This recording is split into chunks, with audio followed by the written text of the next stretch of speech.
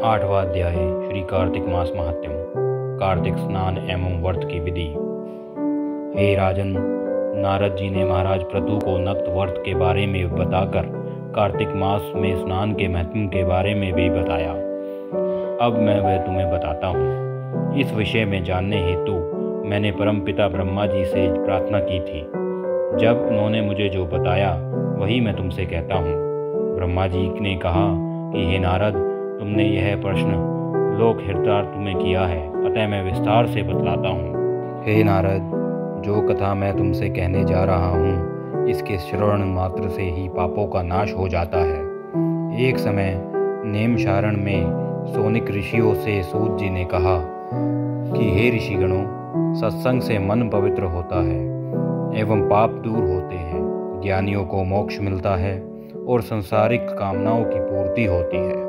जिस प्रकार गंगा जी सब पापों को नष्ट कर देती है, चंद्रमा ताप को और कल्प वृक्ष दरिद्रता को नष्ट कर देता है, उसी प्रकार सत्संग का एकमात्र क्षण मनुष्य के सभी पापों को धो डालता है। उसके सभी संताप मिट जाते हैं।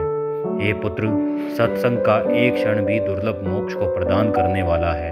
हे वत्स, कार्तिक मास मनुष्य को सत्संग का सर्वोत्तम अवसर प्रदान करने वाला है।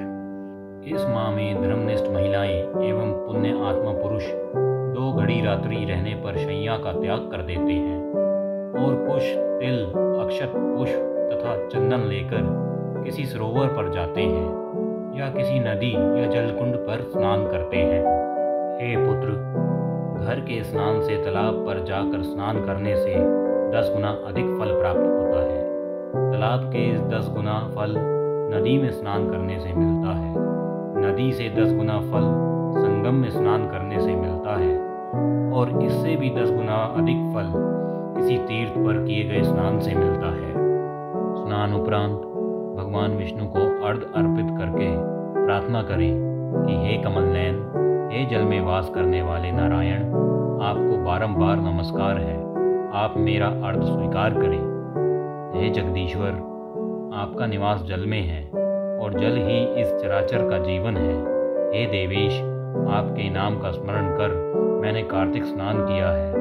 हे दामोदर, आप मेरे अपराधों को क्षमा करें और मेरे घर को धन धान से भर दें। इतनी कथा सुनकर नारद जी ने ब्रह्मा जी से पूछा कि हे पितामह, भगवान क्या सरोवर में, नदी अथवा संगम के जल में विराजते हैं? ब्रह्मा जी बोले, हे नारद, भगवान ना तो बैकुंठ में रहते हैं और ना ही योगियों के हृदय में निवास करते हैं। वो तो भक्तवत्सल हैं और सदैव ही अपने भक्तों के बीच में रहते हैं। जहाँ भगवान के नाम का स्मरण, कीर्तन, चिंतन या शास्त्र वाचन होता है, भगवान वहीं विराजमान रहते हैं। हे नारद, भगवान श्रद्धा से पूजन अथवा स्मरण करने वालों से सदैव प्रसन्न रहते हैं। अहंकार रहित होकर जो उनकी शरण में जाते हैं, वह कहीं भी और किसी भी समय उनकी कृपा पा लेते हैं। अब मैं तुम्हें स्नान की विधि बताता हूँ। कार्तिक स्नान के इच्छुक श्रद्धालु को नाभि तक जल में खड़े होकर अपने शरीर को निर्मल करना चाहिए। उसके बाद मन की शुद्धि के लिए विभिन्न मंत्रों द्वारा भगवान का गुणगान करना चाहिए। जल में खड़े होकर भगवान विष्णु के निमित्त जल अर्पण करें और प्रार्थना करें कि हे प्रभु, हे दयालु, जब जब भी भक्तों ने आपको पुकारा है, आप उनके कार्य सिद्ध करने के लिए अवश्य पधारे हैं। हे जगदीश्वर, मुझे भी कृतार्थ करें। तत्पश्चात विधि पूर्वक अंजलि भरकर देवता, ऋषि और अपने पितरों को जल अर्पित करें। उसके बाद श्री राधा जी सहित भगवान श्री कृष्ण की आराधना करें।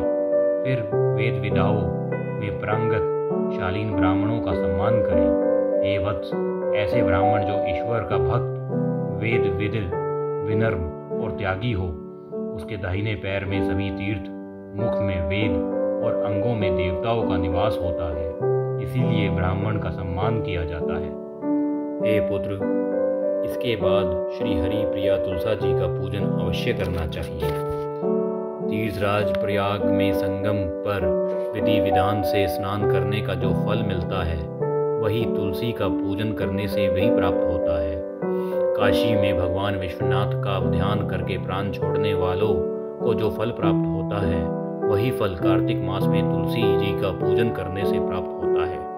श्री सूत जी बोले कि हे ऋषियों, भगवती तुलसी की पूजा करते समय इस प्रकार प्रार्थना करें कि हे हरि प्रियो तुलसी, देवी देवताओं ने तुम्हें उत्पन्न किया है, सभी मुनीश्वरों ने तुम्हारी वंदना की है, तुम्हें शालिग्राम जी का साथ मिला है। हे पापों का नाश करने वाली, मुझे अपनी कृपा प्रदान करो। हे मुनियों, स्नान पूजा आदि के बाद विष्णु भगवान की लीलाओं की पौराणिक कथाएं सुननी चाहिए, कथावाचक का आदर करना चाहिए। इस प्रकार कार्तिक स्नान और व्रत करने वाला पूजन वंदन करे। ब्रह्मा जी बोले कि हे नारद, कार्तिक मास में विधि विधान से स्नान पूजन करने वाले के सभी मनोरथ पूर्ण होते हैं। जो जन श्रद्धायुक्त होकर इस कथा का वाचन या श्रवण करते हैं, उनकी सारी मनोकामनाएं पूर्ण होती हैं। श्रीमन नारायण नारायण नारायण, भजमन नारायण नारायण नारायण, लक्ष्मी नारायण नारायण